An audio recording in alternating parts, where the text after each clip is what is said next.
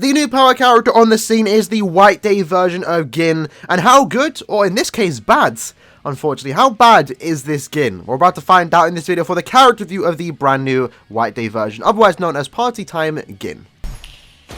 今宵もパーティーの始まりや。これは君にあげるな。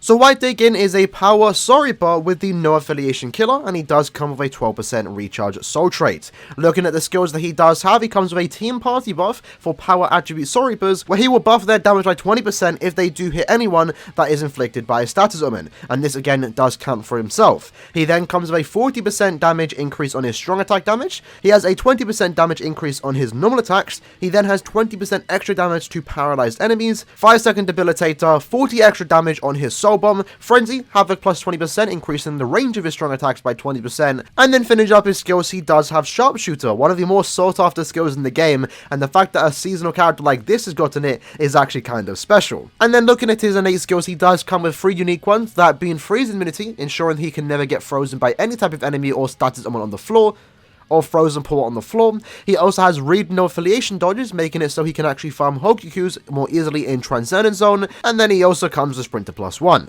So overall, looking at the skills this character does have, this White Day version of Gin, he looks absolutely stacked. He has a lot going for him. Sharpshooter, Havoc plus 20%, 40% Berserker, which is 20% higher for a character that does normally inflict status omens. And then he also has a team party buff, plus damage to paralyzed enemies, ensuring that when you do inflict a status omen, in this case, in his case, he can inflict paralysis, it therefore means he's doing 40% more damage to those paralyzed enemies. This character, just from the skills alone, looks absolutely amazing. But from what we've seen in the past, and what we're about to see here, is that as good as your skills might be, if you don't have the strong attacks to back you up, unfortunately, it makes you a meh character. Bleach! So PvE, this is where you're mainly going to be using this Gin. Now, I will quickly address the problems this character does have, as I just mentioned.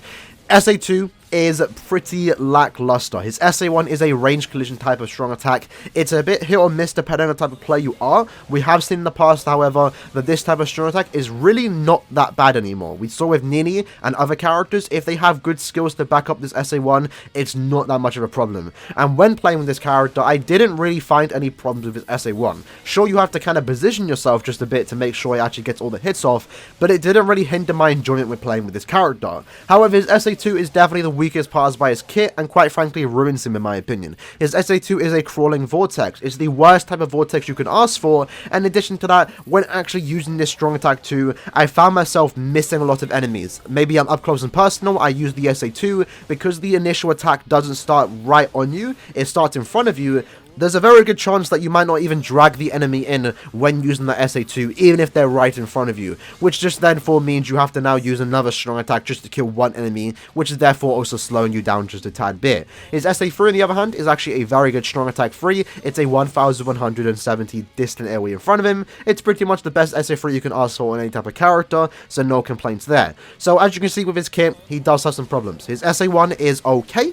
It's, depending on the type of player you are, it's less ideal, and his SA2, in my opinion, is probably one of the worst strong attack 2s you can get in the game. However, he does come with paralysis and everything, which does make it quite useful, I guess, in maybe Senkamon, for example. His Soul Bomb also does come with an automatic revival effect, so if you do use your Soul Bomb before anyone does die, and you die after the Soul Bomb has been used, you will therefore revive with 50% of your HP, making him a quite nice support character. And if you look at it like that, this character can be a decent support character that had very high capabilities had he been given better strong attacks. One of the other few game modes he's going to be shining in is Transcendent Zone. Transcendent Zone, for a lot of us, we don't even farm anymore because we have farmed our Hokukus already. You can farm a lot of them, and it's always nice if you do pull a character that does have read no affiliation dodges, which this character does have. That means if you are a new player and you do pull this Gin, you're able to actually farm Hokukus very easily in the Transcendent Zone when it does come out in a few days' time. It will have no affiliation enemies, and it will be suited for this character so you can breeze through it. However, I will say it's not a requirement to have this character. You can just auto it with a NAD character, but it is still nice that he is designed specifically for that type of event. In addition to that, Inheritance Trials. That's something we have to farm to get our character to D20, and he doesn't necessarily shine in this game mode, but he is clearly designed for this specific game mode. He has freeze immunity for starters, which is kind of important for this specific IT because there are no affiliation enemies, so therefore he has killer against them, and there's also a bunch of frozen pawns on the floor, making it so you don't have to worry about getting frozen. There's a lot of frozen enemies that can inflict freeze on you, and he doesn't have to worry about that. At the same time, IT is a co-op game mode, and him being able to revive your teammate is actually kind of nice, and him also buffing the damage of your teammates. If any enemy gets inflicted by a status ailment, whoever hits that enemy is now doing 20% more damage. It's pretty nice what he does have and what he can offer for IT. In addition to that, Extreme Cop, when it is power boosted, you can also use this character here and be more successful because he does have Sharpshooter, and that means he does ignore range resistance. It's pretty nice what he can do for your account, but at the same time, because of the lack of good strong attacks, that being a perfect SA1 or 2, it makes him a bit lackluster. You don't need him. Sure, he can offer some nice buffs, that being the extra 20% damage, the free revive, but if you're just bringing better characters that are just naturally faster, you find yourself not even needing this character. I tried him a few times in IT, and while he did do pretty well, I could also just bring a better character that does even better, even without killer. Just give him level 10 SP. So that's the problem with this character, is the lack of reason to even use him in a case, right? This is coming as someone that isn't a massive Gin fan. If you're a Gin fan, sure, he's usable. That's the good thing about Bleach Brave Souls. Even a character that has okay strong attacks, less than ideal strong attacks, you can still use them, they can still clear content, and they're going to be perfectly fine. But for the average player out there that isn't the biggest Gin fan, you're mainly relying on having a good character to carry you. This character isn't really that. There's so many better characters out there for power attribute, even without killer advantage, they're going to perform better than Gin. So while Gin is an okay character, his strong attacks make him a bit lackluster, and he's definitely being hard carried by his skills. If he didn't have those skills, he unfortunately probably would have been one of the worst characters of this entire year. Bleach, Brave Souls. For Guild Quest, however, he actually can have some usage there. The no affiliation week is something that is kind of easier now thanks to some good support characters, and that's what you're mainly relying on right here. What you're seeing on your screen is an example Guild Quest team, because I can't showcase him in Guild Quest right now because it's not available right now. The no affiliation week allows him to bring two very good NAD supports, being White Ichigo, the Spirit Society version, and also 1000 Year Blood War version of Misaki. Bring those two characters, one providing some support with the Vortex, the other providing a shield and also a boost. It allows them to have some survivability. Gin himself can also inflict paralysis, and that allows your whole entire team to do extra damage if you do inflict the paralysis. And since he does have a soul bomb with the automatic revival feature, in the off chance that your teammates die after using that special, they're going to revive at 50% HP and have their strong attacks back again, where they can use the Vortex or they can just use the boost and the shield from Misaki. So he can be pretty useful in Guild Quest, although again there's just better options, but I wouldn't say he's one of the worst ones out there. So he is pretty decent in Guild Quest. If you do want to use him for this specific week, you can definitely work with it, and I can see myself using him in the future if I ever do get dupes of him. Bleach, Brave Souls.